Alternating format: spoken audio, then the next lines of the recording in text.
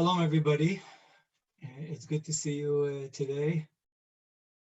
I would like to dedicate our talk today, our Sikha, in honor of Shabbat, to one of the big Talmidei Chacham of our generation who passed away this week, Harav Nachum Eliezer Rabinowitz Zecher Tzadik Livracha, who was a very, very big Talmid Chacham, who was a great Rosh Yeshiva. He was the Rosh Yeshiva of the Hesdi Yeshiva in Ma'ale Adumim. He wrote a very massive commentary on the code of the Mishneh Torah of the Rambam. I'll just show it to you, okay? All this was written by Rabbi Rabinowitz and more books. And he also was a leader, a posek, had a great impact on the Torah world in Israel and Israeli society. Now, I'm sure that many of the members in our community in different stages of Rav Rabinowitz's life have met him, and he had an impact upon them. It starts with members who are still remember him from the time he was in the United States and Canada. When I talked about Rav Rabinowitz on Wednesday evening after his funeral, we have a Rambam shir every day. So Rav Volitsky mentioned that he remembers Rav Rabinowitz coming to Montreal and speaking in his shul when Rav Volitsky was a rabbi in Montreal.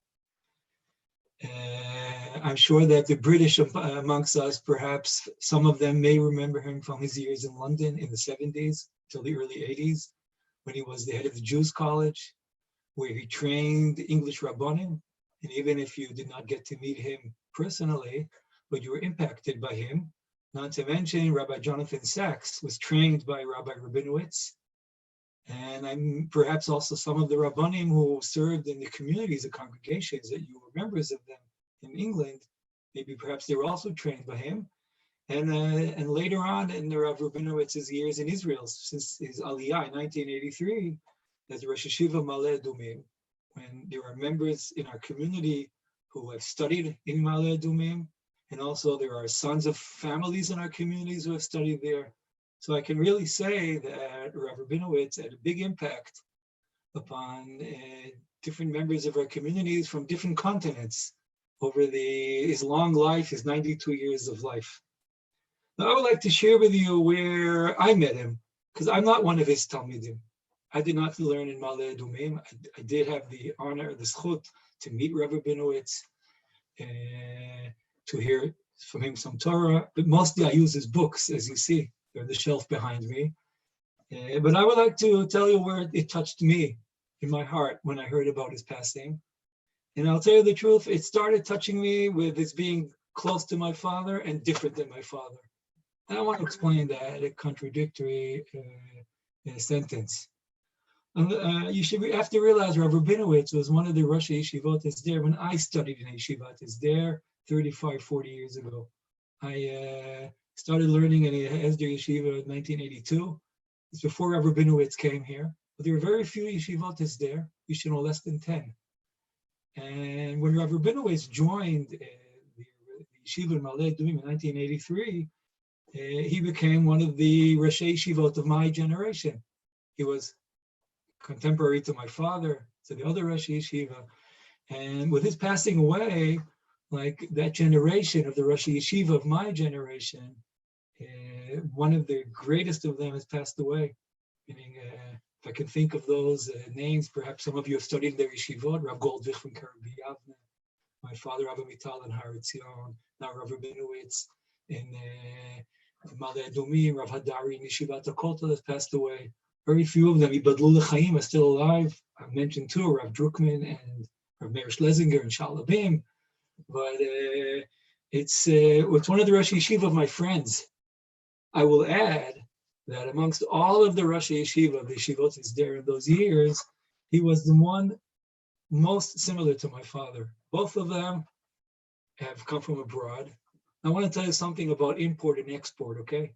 When you export a mask from China, you go to somebody cheap, okay? But when you import something from China because it's cheap, when you import a Talmid Chacham from America, from London, it's because they're big Talmidei Chachamim. It's because you can't find somebody of the same stature where you are. And both my father and Rabinowitz, who knew each other from the 60s in America, they were both big Talmidei Chachamim. I mentioned he wrote a commentary on most of the Rambam. It means he knew Rambam covers all of the rooms of the Torah. It means he was familiar with them. And he was a great Talmid Chacham. Both of them were also different than the average Israeli Rosh Yeshiva and Talmid Chacham because they came from abroad. Both of them had PhDs. They were educated, cultured. They had broad-mindedness, general knowledge. They also had humanistic values. They both had honor for whoever was created in Tzelem Elokim, humble, pleasant. Both of them, I'll also add, came out of true Zionism. They both left very good posts abroad and have joined yeshivot, which today they're considered prominent yeshivot, but if we're going back to the early 70s of Har Etzion, the early 80s of Maleh Dumim, they were like in diapers. They were just starting. And they really went to nothing. That's the truth. I mean, when my father went to Gush Etzion in 1970, there was nothing there besides these old trifim of the Jordanian army where they learned. And Rav Rabinowitz, Zecher Tzadik Levracha, went to Maleh Dumim. There was one trif in the desert. There was nothing there. And they both built big Torah institutions and had a big impact on their Talmidim, on the Torah world, and on their students, and on the society in Israel. But I want to tell you that the reason that I learned a lot from Rav Rabinowitz was because he was different from where I was raised. He was different than my father. And you know, since they were so similar, that's how you can also be more exact in how different they were. And what I found in Rav Rabinowitz that influenced me was the things that he did that did not come from the world where I came from. And I think the differences are very evident. After I mentioned it in Thursday morning in a share to the community, somebody referred me to the chief rabbi, to Rabbi Saxon's talk. We eulogized Rav Rabinowitz, and he pointed out his wonderful, rich English, which I can never match, okay? I mean, he's the master. But he said very similar things, but I'll say it in my own words and the way I see it. It goes back to their academic training. Rav Rabinowitz was a mathematician, and my father, Alav Shalom, was a man of literature. Rav Rabinowitz liked to be exact, and my father liked to be broad and complex. What my father loved about literature, that in his eyes, it describes the complexity of human nature and humankind. And my father's way of learning was very broad. He pointed out to the different sides of an issue. Rav Rabinowitz was a mathematician. He was very exact. He was very firm about some issues. When he thought what's right, so he went with his truth until the end. And they also, you should know, had different styles as Rosh Yeshiva. My father, Alav Shalom, gave shiurim all the time. Rav Rabinowitz gave a shiur kloli, meaning one shiur a week to the whole yeshiva, and he dedicated a lot of time for writing, for research. And he had an influence on the Torah world through his books. They also were different, and this what brings me to what I found in Rav Rabinowitz in the way they learned Rambam even. The Rambam was a central figure in both of their worlds. Now, my father and I was brought up in a tradition of the great world of the sages of Brisk. But this is not the time to explain their world. I'll just say very shortly, they put the Rambam in the center of their analysis of halacha. But what they were really focused on was not tracing actually the sources of the Rambam, but they were focusing on analyzing the halachic material, which they chose the Rambam because the Rambam, he wrote it in a very clear way. And he also wrote about all the Torah Shebaal Peh. And therefore, they were busy with the inner logic of the Torah Shebaal Peh, how the different parts match together, and it's a world of analytical, conceptual learning. Rav Rabinowitz, he learned Rambam in a different way. He wanted to understand what the Rambam, when he wrote the book, what the Rambam meant. This is, I would say, he reached the highest achievement of a school of the learning Rambam, which is the more classical way, and that is to search for his sources. The Rambam omitted his sources. Now, I want to explain what's behind that. why do you have to bring sources in halachic work? The same way, if some of you are academics, you have to bring footnotes in your articles. You have to base what you say on facts, on material, data. You can't just claim that you think so. I mean, the whole academic world is based upon that. Look at the research now around Corona. You have to publish so other academics can read it and criticize what you write, meaning we only know what's true when other people can evaluate it. Now, when you omit your sources, it becomes like a prophecy. I mean, who says it's right? Who says it's wrong? The Rambam was attacked by people who were his contemporaries for omitting his sources. Now, why did he omit them? For a very simple reason. Because it makes the reading very complicated. The flowing of the text doesn't go on. The Rambam wanted like a work that anybody could read it like poetry.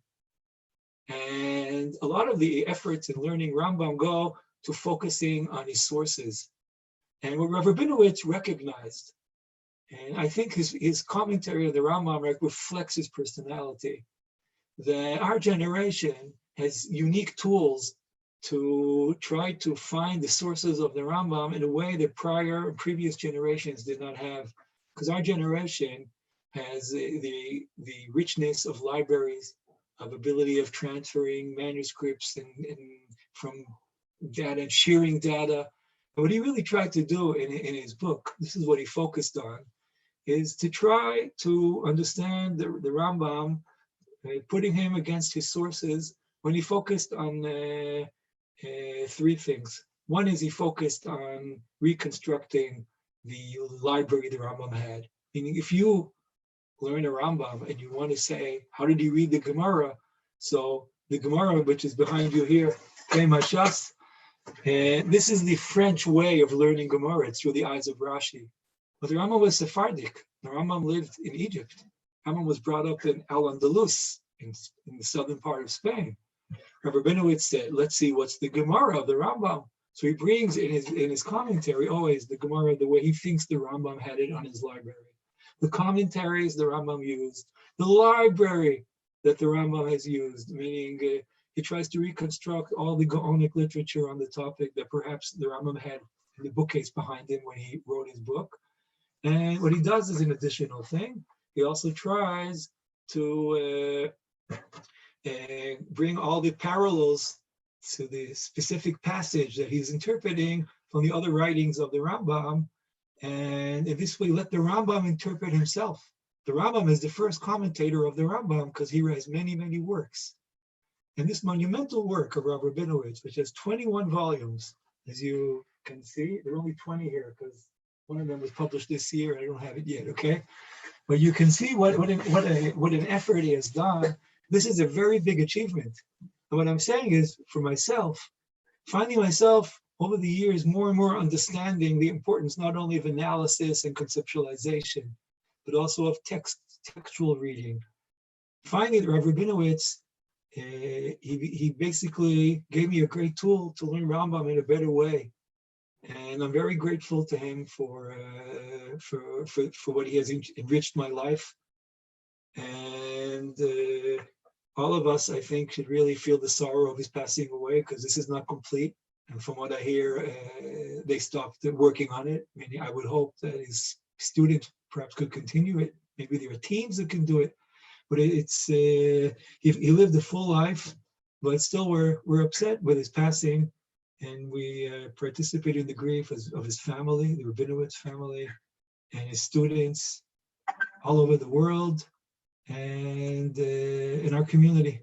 Now, I will add, time doesn't allow to portray all of his character, but Rav Rabinowitz was also a big posek, and he was very firm and independent in his psakim, and that should be told another time.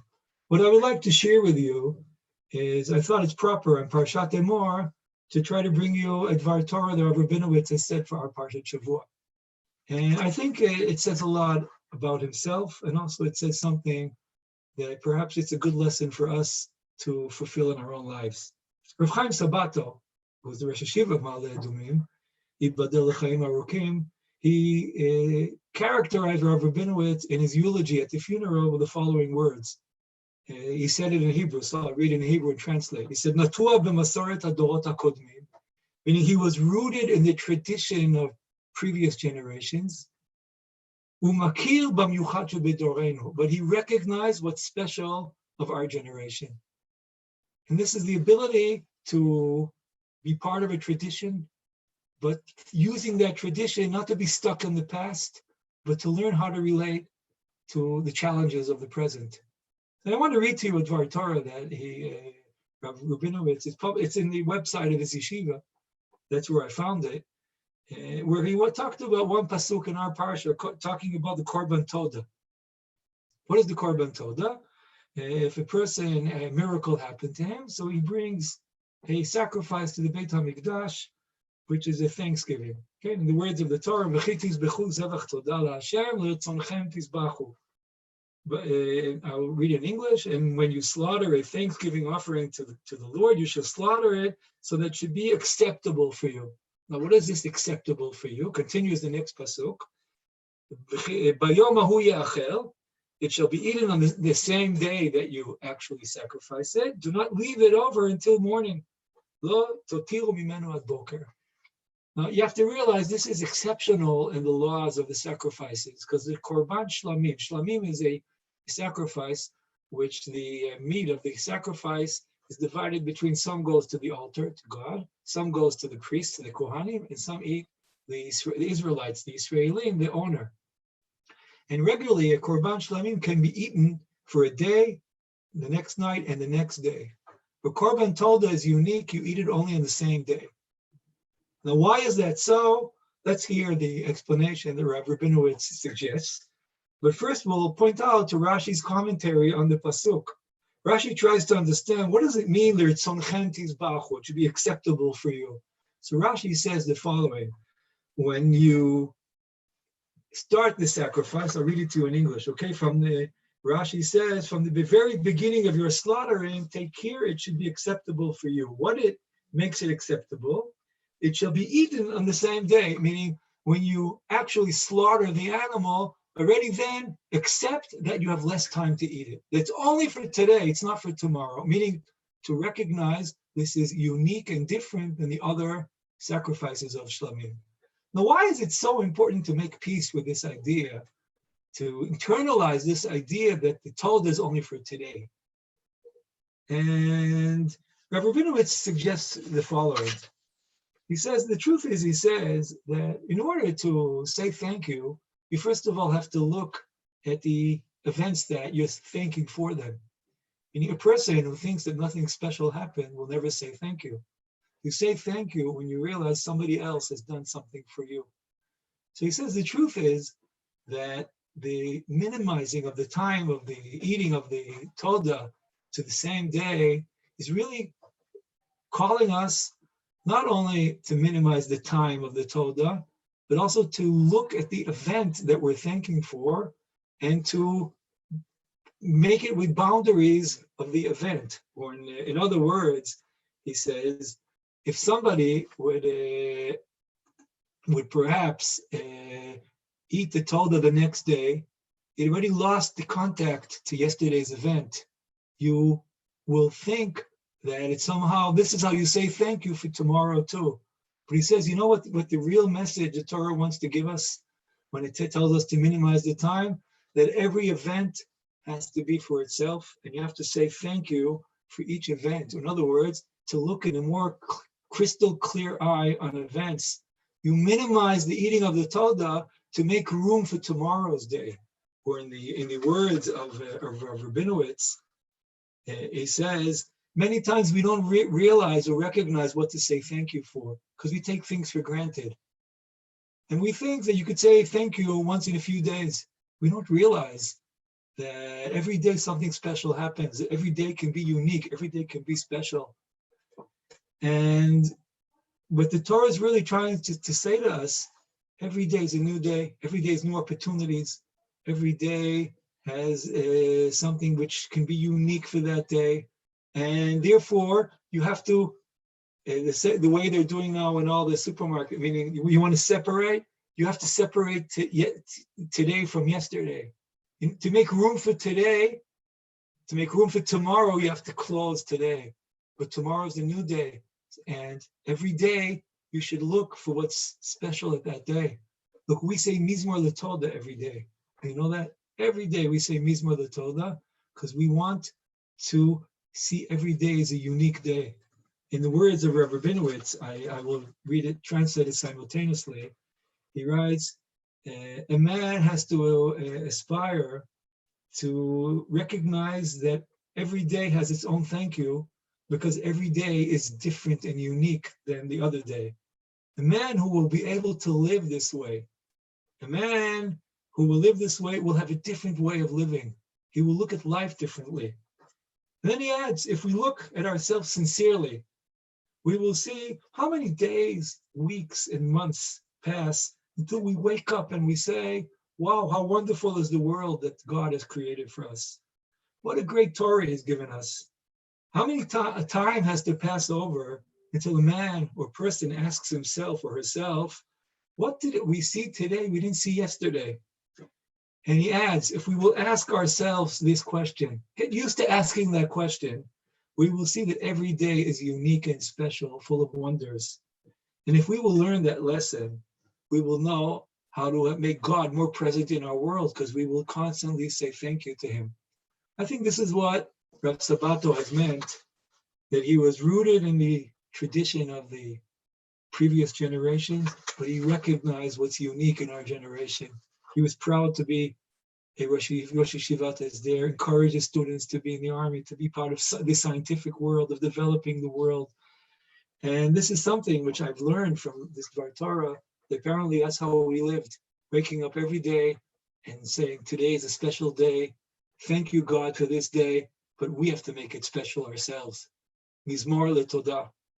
May his memory be blessed, and I want to wish all of you a Shabbat Shalom. I see that Jack has raised his hand to ask a question, so I'm inviting you to please ask. Where are you, Jack? Jack, are you with us? Where are you, Jack? I want to unmute you, okay? Are you here? I lost him. Where's Jack Coleman? You want to open yourself, Jack? No, okay, I lost him. Okay. So I'm saying